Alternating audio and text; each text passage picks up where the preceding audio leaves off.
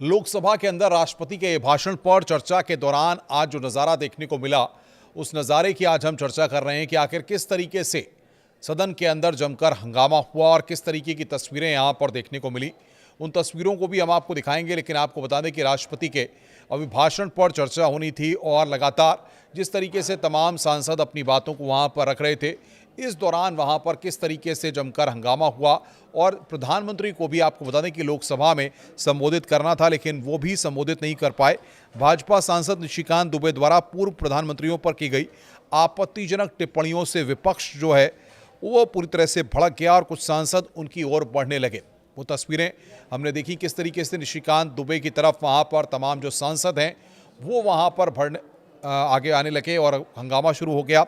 सबसे बड़ी बात यह, कुछ सांसद उनकी ओर बढ़ने लगे और इस बीच केंद्रीय मंत्री अश्विनी वैष्णव ने वहां पर हस्तक्षेप किया। उन्होंने वहां पर आगे बढ़कर बातचीत की और टकराव को वहां पर टाला, वरना स्थिति काफ़ी असहज वहां पर हो सकती थी अगर केंद्रीय मंत्री अश्विनी वैष्णव वहां पर नहीं आते।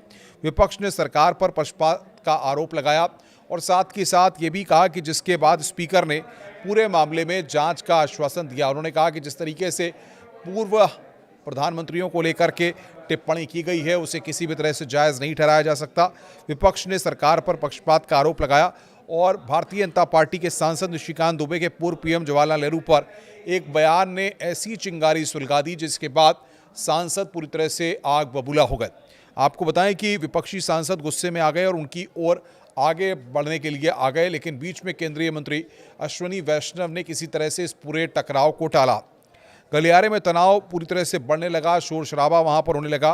केंद्रीय मंत्री अगर नहीं आते तो टकराव की स्थिति और ज़्यादा बढ़ सकती थी और स्थिति बढ़ने पर सांसद जो है वहां से पीछे हटने को तैयार नहीं थे, लेकिन अपनी सूझबूझ से अश्विनी वैष्णव ने न केवल सांसदों को पीछे हटाया बल्कि एक बड़ी भूमिका वहां पर अश्विनी वैष्णव ने अदा की और पूरा विवाद राष्ट्रपति के भाषण पर धन्यवाद प्रस्ताव के दौरान शुरू हुआ, जब भारतीय जनता पार्टी के सांसद निशिकांत दुबे के द्वारा अपनी बात रखने के दौरान 6 किताबों का हवाला दिया। उन्होंने पूर्व प्रधानमंत्री जवाहरलाल नेहरू और इंदिरा गांधी को लेकर ऐसी टिप्पणियां की जिससे विपक्ष के सब्र का बांध पूरी तरह से टूट गया।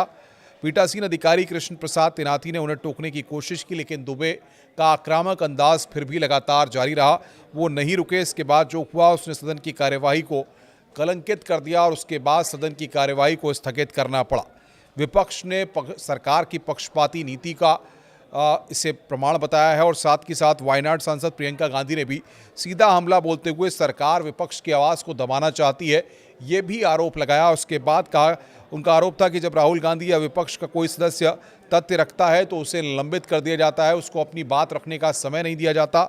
लेकिन भाजपा सांसदों को सदन में 6-6 किताबें लेकर आपत्तिजनक बातें कहने को पूरी आज़ादी दी जा रही है। ये दोहरा मापदंड लोकतंत्र के लिए घातक है। इस तरह के आरोप कांग्रेस के नेताओं के द्वारा लगाए गए और भारतीय जनता पार्टी पर हमला किया गया है।